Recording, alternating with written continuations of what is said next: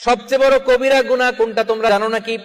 সাহাবারা বললেন, আপনি সবচাইতে ভালো জানেন ইয়া রাসূলুল্লাহ, আপনি বলেন। বিশ্বনবী বললেন, সবচাইতে বড় কবিরা গুনাহ আল্লাহর সাথে শিরক করা। হেলান দিয়ে। 2 নম্বরে উকুকুল ওয়ালিদাইন, মাতা পিতার অবাধ্য হওয়া। 3 নম্বরটা যখন বলবেন হেলান থেকে উঠলেন এভাবে, সিরিয়াস। 3টা কবিরা গুনাহ তোমাদের বলবো না, বলেন।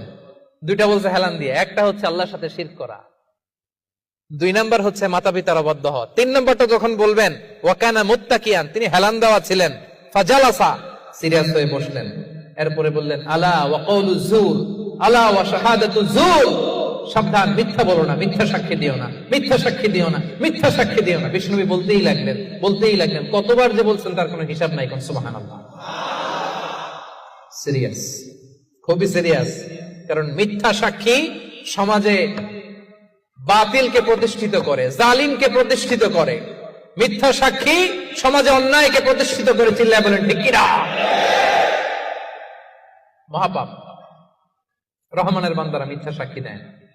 দিবেন কোনদিন মিথ্যা সাক্ষী?